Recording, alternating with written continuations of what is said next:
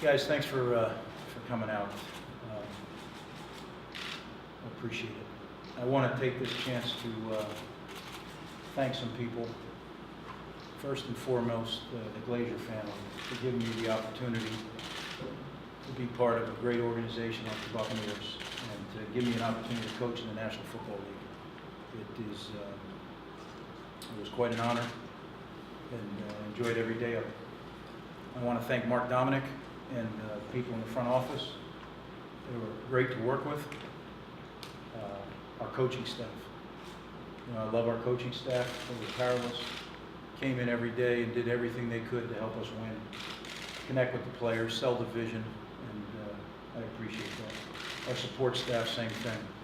Our trainers, our equipment people, just really great people. And last but certainly not least, our players. We got a great group of players in that locker room, and I really have a lot of faith and belief in them. They were good men. Now, we didn't get it done, right? And I accept full responsibility for that. I'm the head football coach, and that didn't work. But having said that, I am really, really proud of our coaches and players, the way that they hung together, fought through adversity, and adversity there was plenty of. And never was there any finger pointing, never was there, that stuff that goes along with it sometimes. I'm proud of that. I'm proud of the culture that we've developed here. In 2 years, I'm really proud of that. The way these guys work, the way they approach their job, the way they approach being part of a community, this Tampa Bay community. On the field, I think we're closer than people think. Defensively, up until that last game, I thought we were really solid. Offensively, devastated by injuries, and I tried to stay clear of that. But when you look at it, half your offensive production from the year before is sidelined early on, and it's a tough road. And we really truly believe in playing complementary football. It was hard to do that this year, but I don't think that's anybody's fault. I think that's an unfortunate set of circumstances. Special teams, I thought were solid, but at the end of the day, we didn't get it done. So, I want to thank one last group, and that's our fans. We've got passionate fans here in the Tampa Bay area, and those fans supported us right to the end, and I do appreciate that, and I want them to know that I appreciate the way they accepted me and my family into the Tampa Bay community, because it's a special place. You all know that, living here, and I do want to thank everybody that I mentioned. So with that, I'll open it up for questions, because again, you guys have been fair, and that's what we started out. When I first arrived, we sat down and said, look, everybody's got a job to do. I understand that, and I think you guys have been more than fair, and hopefully I've done the same with you, and I'll answer anything I can today. Greg, when you met with the players this morning, they came away with no indication that this change was going to take place. Did you not have any indication from the Glazers at any point this year that this was a possibility? And when they spoke with you late this morning, what was that conversation like? Well, I did not know this morning when I met with the squad, no. And you never know. You finish what we finished. Not naive either. It's the National Football League, and they brought me here to win. So, but I did not know. So I met with the team the way I would. I woke up this morning fully focused on the future, leading the Buccaneers and the championships, and that's what I tried to express to our players. That I was proud of the way they handled everything this year. We don't reflect a lot during the year. We move on to the 16 one-game seasons, move on to the next one-game season. But in this team meeting, it was time to reflect, and I thanked them. Talked a little bit about where I thought we were headed, what we needed to do to get there. And then we proceeded on with our position. Each player sees their coach before they leave. Each player fills out a detailed questionnaire that I use for off-season evaluation. So we went right along our way, and then I was called to come down to the office, and the rest is history. Greg, record aside, given the extraordinary circumstances you mentioned, where it was the drama with the quarterback and immersing and all that when it starts, 2 years is not a long time for any coach in the NFL or otherwise. Are you a little surprised or feel that was kind of a quick hook, if you will? Is it a bigger job when it's a 2-year job?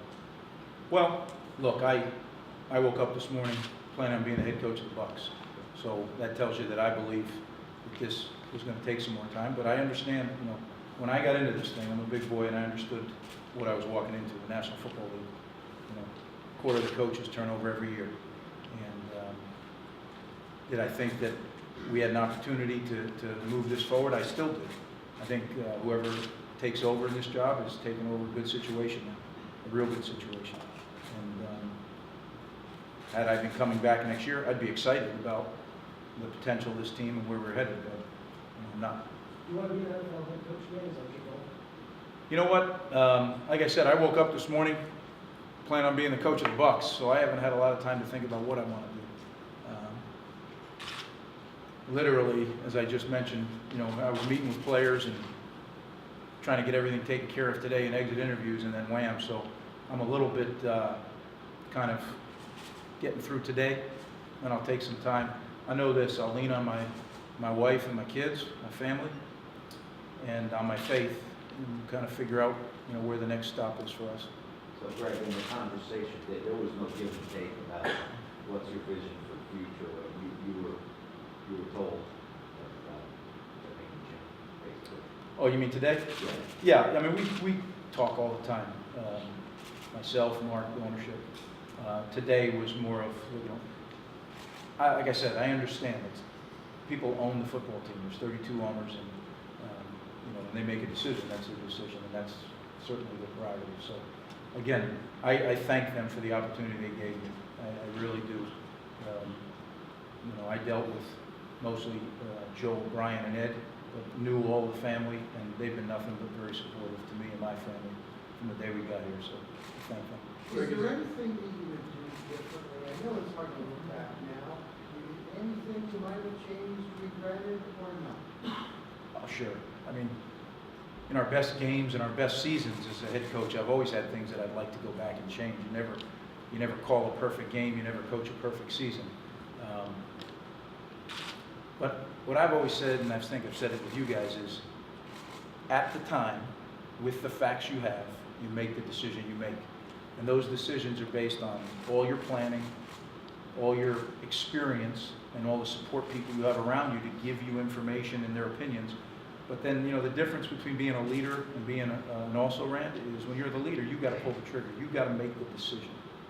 And, I love that part of being a head football coach, but you've got to make the decision. And certainly there's some decisions I'd like to go back and change. To that point, Greg, would you have started the season with Josh Freeman? Was that your decision to start the season with Josh Freeman? Or would you have preferred to make a change in the offseason? Well, that whole thing, that whole situation is a very, very tough situation.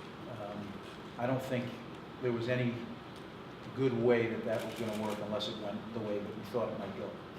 And that's being very productive. When it didn't, it's a tough situation.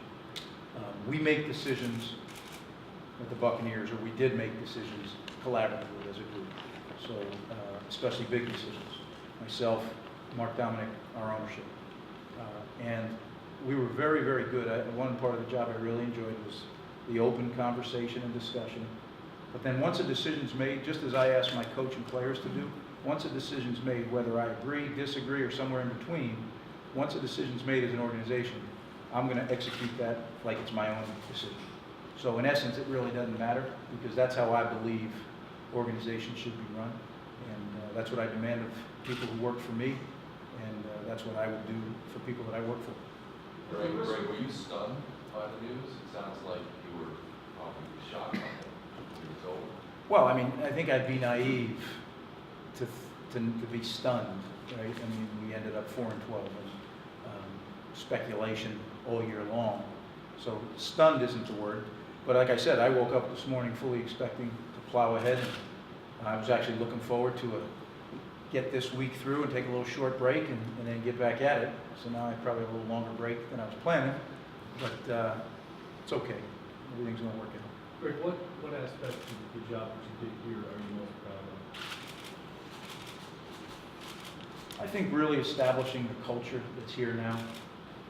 You know, I can't tell you the number of times, whether it's in a hotel we're staying on the road, or whether it's something in this community, the number of emails, phone calls, text messages I get, that just people are so proud that this is their team. These are their guys.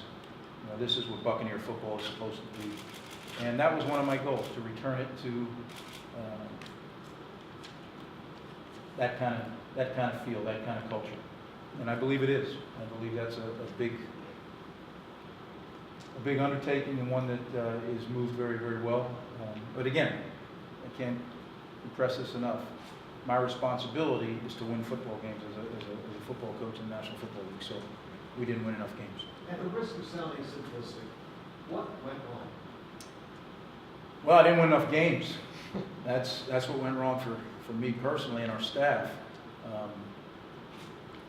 But in that, there's so much that went wrong.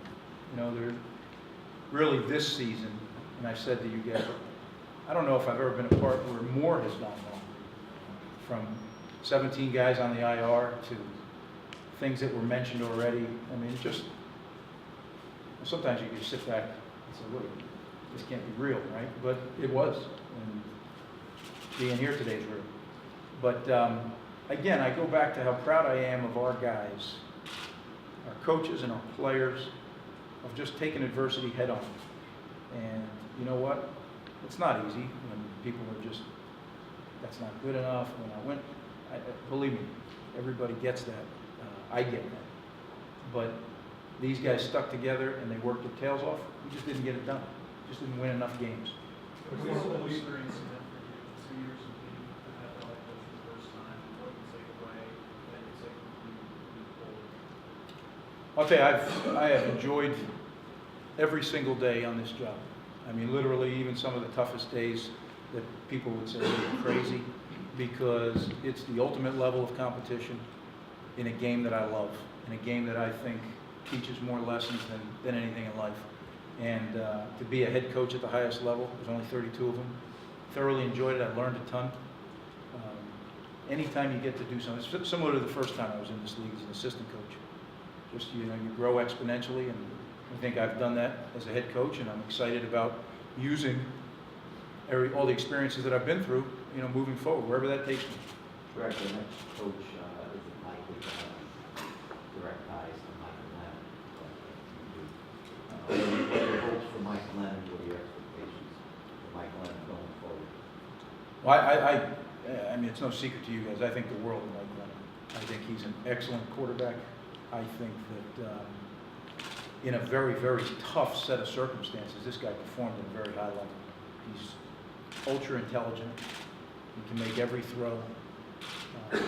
Just look at, you could say, well, we didn't do this, we did that. Well, here's a guy who threw 2 touchdown passes in 8 games. I mean, I don't know if that's ever been done by a rookie. So that's pretty darn impressive. You talk about over the haul. And especially on an offensive football team, you know, if you look at the year before, I guess, I don't know, half the yardage, Doug Martin and Mike Williams, half the yardage of that offense wasn't playing, or at least playing healthy most of the year.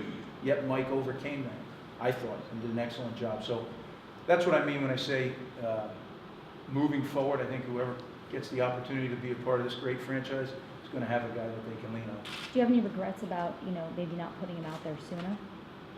Well, I think it lends to the question that Tom asked. You know, I think when we make decisions, we make them as an organization, and at the time made it with all the information we had. So, you know, I don't look back on those. I just go forward, and I'm part of something bigger. It's not Greg Schiano's team, it's the Buccaneers. So I'm part of something bigger than just myself. Have you ever been to talk to Mark Dominic? Were you surprised that both of you were let go? I did have an opportunity to talk to Mark. Mark and I have grown very close over the last 2 years. I think he's an excellent general manager. I think he's a guy who is a young, bright, rising star in this business. Unfortunately, it didn't work out here for either one of us, but I'm confident that he'll rebound. Hey, a lot of ex-coaches go into podcasting for a year or 2. Would you consider something like that, or would you want to get back into it? Because if you get head coaching postings, they don't last long, like Penn State. Now you're no longer the boss coach, and you were asked about Penn State. I know it's hard, it just happened. Would you consider broadcasting, or you want to get back to coaching? You know, again, and I don't mean to duck your question, I woke up this morning planning on getting ready for 2014. I have not had 1 minute to think about anything with my future. You know, that is going to be my lean on my family and lean on my faith and figure out. You know, football coaching certainly is what I do. It's not who I am. It's what I do. And I spend an inordinate amount of time on it, but I gotta kind of settle down and see what's next. Has the leash gotten too short in the NFL regarding head coaches? Do you feel 2 years was enough time to turn this franchise into a winner? You know, it doesn't really matter what I feel, because that is right now the National Football League. I mean, there's a coach let go with 1 year, so I should consider myself fortunate that I got 2 years. That's the way it is. Greg, what's the one lesson that's perhaps an unexpected lesson you learned in this chapter of your professional life, or just something you gained that you didn't think you would when you first took this job? That's a real good question. I think this is a very real part of being a head football coach. Much more real than any other time in my career. And when I say that, I don't say that disparagingly or resentful. I just say it is real. This is a big part, managing the message. And I've always felt very good about inside the locker room and with your coaching staff. But I've learned a lot even with this, and you guys I can thank for that. Greg, you said last week that you thought the defense was only a couple of pieces away from maybe being a dominant defense. What are those pieces that you think it needs to top off? Well, unfortunately, that's not my job anymore. You know, That's why so, we're asking. yeah, I'm gonna let them figure that out. They You're the answers to the test. can get that done. I'm sure they will too. They're bright people. They'll get it figured out. You didn't get an Talk about- opportunity to, you didn't get an opportunity to say goodbye to your players. You know, this morning you believed you were going to still be coaching. What would you say to them now if you had them right here? Well, I did get an opportunity to see some, because as they left, then some guys came back, and I got to, share with them. But they know how I feel. I mean, there's a lot of stuff out there that, the discipline and the toes on the line and all that nonsense. But the reality is they know I care about them as people and as football players. And sometimes maybe, I can be a pain in the rear end because I want them to be the best they can be in everything they do, not just lining up to play football. But our players know that we care about them, not just me, but our whole coaching staff. And a bunch of them have reached out and expressed, I'll keep that private, but it's been good. You had a reputation of being at least publicly hard ass or disciplinary. How close is that to the way you really are? Did you ever look at it and say, it's really not me, people got it wrong? You know what I am? I would say detailed oriented. And sometimes that gets confused with hard ass, or, when you're on a field, 120-yard field, and there's people spread all over it, if you want to communicate, you got to be loud. And I don't have any problem raising my voice level, so that can be construed as that. But always respectful, in my opinion. I coach the action, I don't coach the... Did we misunderstand it? I don't know. It's up to you, I guess. I think, I'm a husband and father, just like a lot of you out here, and I'm a football coach. That's my job. And I think football is a game of details. Yes, it's a game of physicality, emotion, all those things. But it is truly the most detail-oriented game there is, and that's why I love it. It takes 11 people to move simultaneously in concert, and that's what we coach. And sometimes guys get frustrated with that. I'll be honest, a step here and an angle here and an eye placement there. But I believe that's the fine line, because in this league, the talent level, like I said to our team today, everybody's talented. What's going to separate the details and how much you care about each other, who you're playing for. Coach, the NFL is such a coach-quarterback league. Now that you've been through this, is it overstating that if you get that wrong, if that relationship, as yours did, with the decision organization, like you go with Josh, is fractured, that can be it? I mean, is that too simplistic to say you didn't get the quarterback right as an organization in the beginning, and that's why you're staying with it? I think we did get it right. I just think we got it right. We got it right late. I think we got it right. This guy's going to be really good. He's not going to be good with me, but he's going to be really good. Wasn't early enough for you. I just think we got it right. We just got it.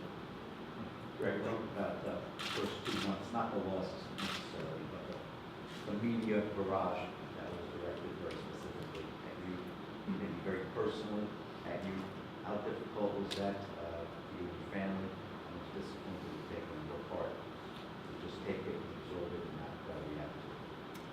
Well, all right, it's a very good question because that's exactly what I did. I took it. I did not refute it, but most of it was untrue and hurtful to say the least. Not for me. I mean, I got thick skin. Been doing this 26 years, but hurtful to people that care about me. And just needs to be more accuracy in things that are reported. And I'm not talking about you. I'm talking about in general.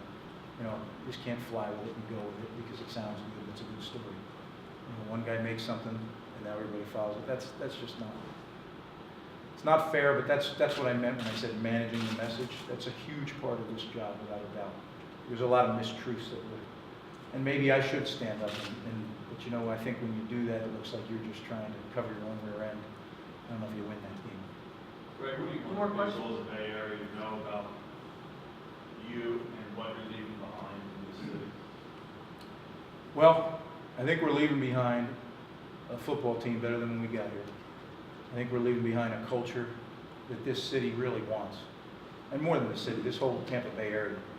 And I love it here. I mean, it's a great place. We've been accepted, and kids and everybody. So I thank everybody for that. I really do. And I think it's going to be fun to be a Buccaneers fan moving forward. Do you think yesterday's performance had anything to do with this decision? Did you get any of that feedback from the board? I don't know. You know, that's something you'll have to ask them. I'm not sure about that. Hey guys, let me just close because I do want to. You know, we joke around a lot and we sometimes don't see eye to eye, but I do want to thank you. As I opened here, I'm going to close that everybody in this room has been very fair to me. I really believe that, and we don't always agree, but I want to thank you for the coverage that you've provided to us and the relationships that you and I have developed.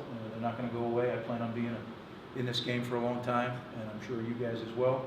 So, you know, a good friend of mine said something that really made sense once. He said, you know, this is just a bend in the road. It's not the end of the road. So, thanks.